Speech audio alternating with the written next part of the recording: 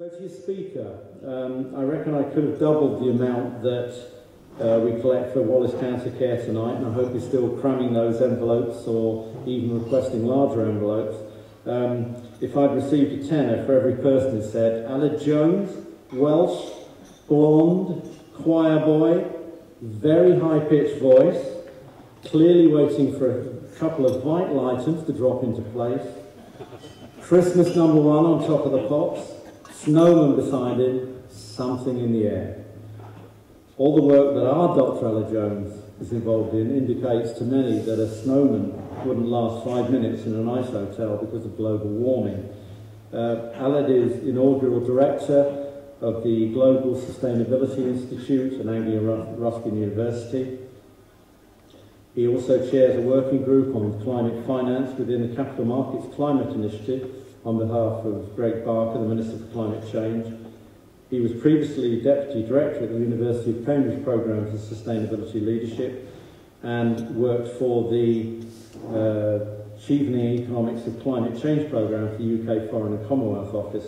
He's also a founding member of ClimateWise, the insurance principles, and was facilitator for the P8 Pensions Group, 12 of the world's largest public pension funds working collaboratively even, to address the problem of climate change and investments, and helping to set up the Banking and Environment Initiative.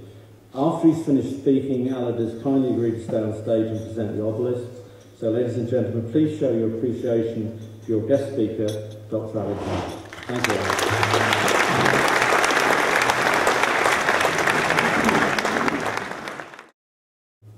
It's a great privilege to be here this evening and to address you. I'm going to try and keep it short because I know we want to get on to the awards. The dinner's running late and you probably have all had slightly too much to drink, which makes speaking to you slightly easier.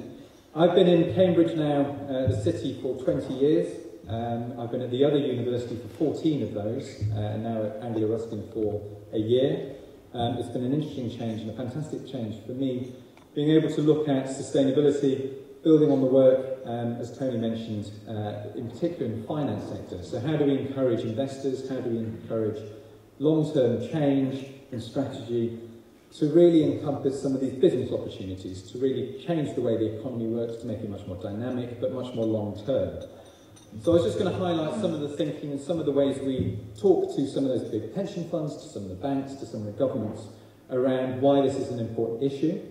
For those of you who have heard me talk before, I'll try and make this slightly lighter. So in summary, what I normally say is the world's going to come to an end, society's going to collapse and the economy's going away. But other than that, we'll all be fine. Thinking about global trends, what is sustainability? I love the title sustainability. Part of the attraction of going to Anglia Ruskin to head up a new department of sustainability, and the title is that everyone knows exactly what it means and no one knows actually what it means. It means absolutely everything. It gives you a broad remit to study pretty much everything on the planet. Everything has an element of sustainability, whether that's sustainable growth, economy, the environment, society. So it allows you to really try and focus and take a step back to look at the interconnections, how systems work, how business works, and how it interacts with community, with society. So when we're looking at global trends and what's been happening over the last few decades, it's a very good news story for the planet. Life expectancy has increased for most of the planet. We've gone from about 60 years life expectancy for the developed world to mid-70s. We've gone from 40 years for Asia up to high 60s, low 70s. So we're all living longer.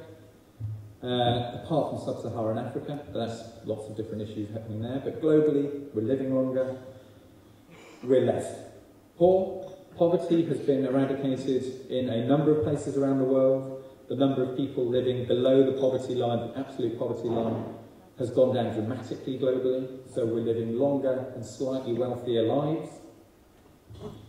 As of last month, the Millennium Development Goal around access to clean drinking water was met. So now 89% of the global population has access to clean drinking water. So we're increasing our health and well-being throughout that longer life and giving people access to vital resources that they need to live longer and live healthier and to be able to increase that life expectancy as we're going forward. However, oil is more expensive, gas will become increasingly more expensive, coal, iron, uranium is increasingly lower quality and therefore more expensive. Policy is really uncertain. Most democracies find it very difficult to make any sort of long-term decision, any sort of long-term strategy. So we're not very good at planning for the future. So when we're faced with increasing cost of vital resources, we're not quite sure how to deal with that over the long term because it involves short-term pain. And how you put short-term pain into a democratic society is very difficult. And increasingly in the democracies, we're running out of money. So as things are getting more expensive, we can't afford them anyway. So we're heavily reliant on debt, and heavily reliant on debt from countries that don't have democracies. So the global politics is changing. What does that mean for business? What does that mean for the resource use? What does that mean for the future? It's all about risk and opportunity, how you manage risk, and how you unlock the opportunities based on that risk. So I look at risk in three sort of buckets. How do you manage risk, or what do you do about risk? One is to try and prevent the risk. So can you stop it happening in the first place? What can you do now to lower risk in the future? Can you move away from the risk? Is there something you can do to actually take the risk away from yourself, your asset, whatever it is? Or can you manage the impact of that risk as a sort of last resort? What can you do to manage the impact of the risk coming forward? Normally I'd now spend an hour talking about the risks and why some of them are very unmanageable, but instead, certainly for a business audience, and thinking about the opportunities and what we can do about it, focusing on the opportunities that each of those risk measures allow you to think about is quite interesting, thinking about innovation and business opportunity. So when we're thinking about prevention of risk, the innovation around clean technologies, soil, water management, supply chains, logistics, huge opportunities as these risks are starting to emerge for new business ideas, new processes within business, new ways of using resources. So how we can create new businesses that prevent the risks from happening in the first place, massive global opportunities. The investment into clean tech, 250 billion market already, globally, and set to grow. So how do we encourage that? How do we capture some of that in this region? Moving away from the risk, there are some things you can do in business, but a floodplain is called a floodplain because it floods. So actually understanding where risk happens, why risk happens, and then not taking stupid decisions is an important business innovation alongside being able to create new opportunities. The final sort of part of that risk measure, managing the impact of risk, very important around business innovation, as well as creating the new opportunities, but there's a lot you can do to manage the impact of risk that's unavoidable. Insurance is sort of the last resort, but lots of innovation currently going on within the insurance market, creating new products to manage new and emergent risks. Huge business opportunity for the finance and insurance market, but then increasingly innovation in building resilience, infrastructure development, how you manage risks and build in that sort of resilience for the future, and increasingly, and vital for this region in particular, healthcare, and the development of new ways of managing risk in healthcare, new ways of delivering healthcare that also prevent risk as well as manage the impact of that risk going forward. So thinking of those risks as actual business opportunities, I think is an interesting way of looking at business growth and development going forward as governments start to take some of this seriously but still struggle to find those long-term strategies.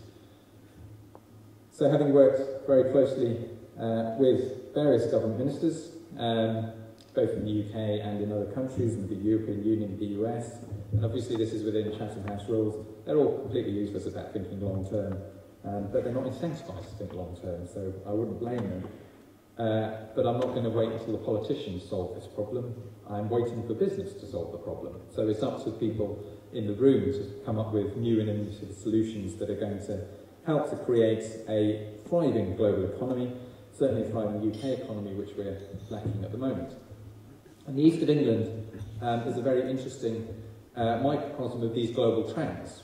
We currently face drought, we're going to face flooding, we have a huge amount of infrastructure that needs to be built, that is built, that needs to be built resiliently. We've got large transport hubs. We've got lots of innovation, lots of business centres and clusters. So how you bring all of these together and the interlinkages between the different sectors, between the different ideas and expertise that we have in the region is vital to be able to solve some of these global trends. So being able to bring all of the businesses in the region together that are in the room to get here today and tonight, I think is really interesting, whether you can start working together and break out of some of those very deep holes that we can dig ourselves into, particularly in the academic circles, where we're very, very focused on a very particular problem. But being able to network and create some of those opportunities which don't exist just in physics or in a very particular bit of physics, which is my background, but fits across all of the different sectors and ideas is very important. So with our clusters in biotech, clean tech, the creative industries, ICT, expertise in environmental management, agricultural management, all of these companies in the region, bringing them together, I think we've got a great opportunity to grasp for the East of England to grow. We're already attracting worldwide attention for a whole range of those different industries. I think we can do much better. I think our ambition should be much higher than it currently is. There is a huge goal to be grasped there, lots of investment, looking for good ideas, and I think that taking that forward and unlocking that opportunity, it is a huge business opportunity, and I hope that the awards tonight will go some way in doing that, but the networking and the opportunities that this sort of event helps in that journey as well. So I'm not going to say anything else, and let's get back to the awards ceremony. So thank you.